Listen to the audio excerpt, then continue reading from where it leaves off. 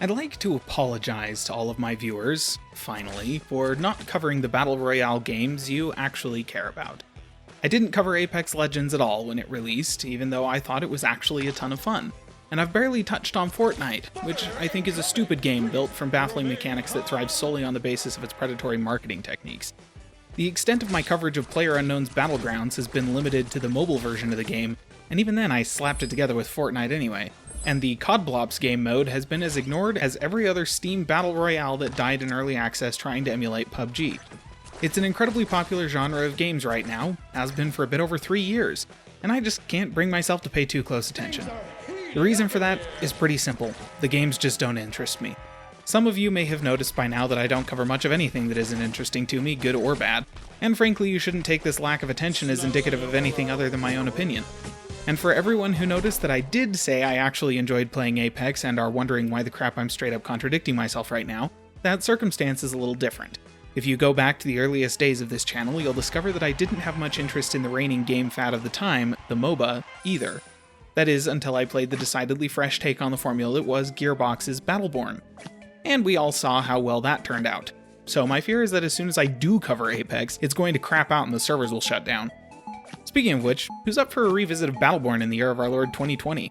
Nobody? Perfect. I'll add it to the schedule. So, what are we doing here then, you may be asking? The simple answer to that question is that we're covering a Battle Royale game, despite absolutely everything I've been saying for the past 2 minutes. Because Apple Arcade is now playing host to what I would consider to be the perfect exemplar of the genre, developer Mighty Bear's Butter Royale.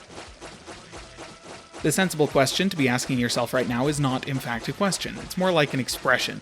Disbelief mixed with exasperated frustration, just shy of outright screaming expletives.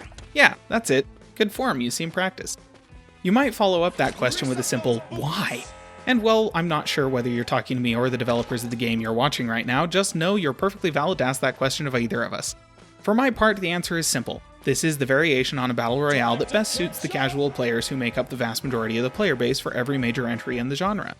The fact of the matter is that of every 100 players in a game of Fortnite or PUBG, maybe 6 are streamers with more than a dozen viewers, and you've got probably less than a 30% chance of having an actual pro or even just an aspiring pro in the match.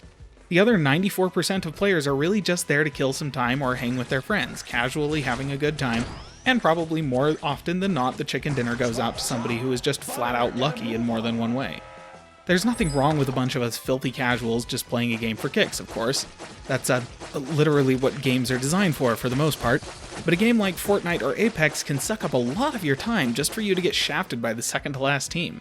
Butter Royale, with its smaller map, smaller player groups, and quicker pace, allows you to lose basically instantly in comparison, even if you're the last person to die.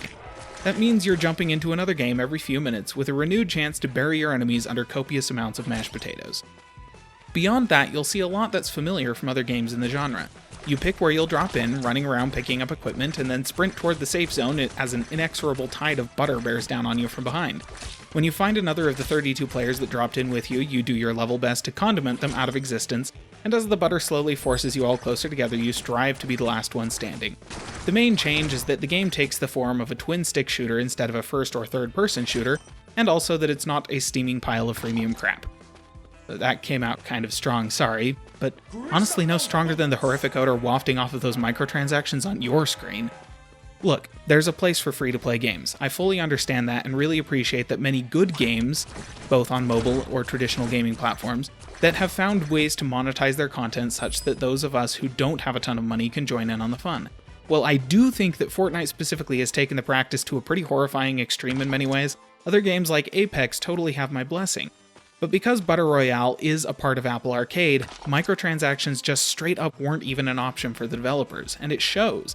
The game is more friendly, the unlocks come quickly, and the progression towards all them cosmetics is tied predictably to how much you play the game. Which, considering the gameplay itself is rewarding and avoids frustration simply by being quick and punchy, works out. And it's basically just a giant food fight, meaning that the age limit really is kind of, are you literally old enough to play? So if you have Apple Arcade, or if you're looking for more reasons to give it a go, I'd recommend you take Butter Royale for a roll, pun absolutely intended. If you love the Battle Royale genre, then it'll feel nice and comfortable.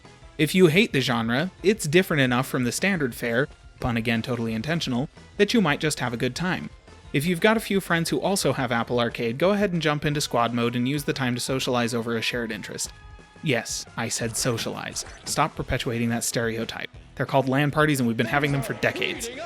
Overall, I think the game is perfectly targeted at casual players who just want to have a fun time playing a multiplayer game, which, like, it's a game. Did I have fun is literally the bottom line.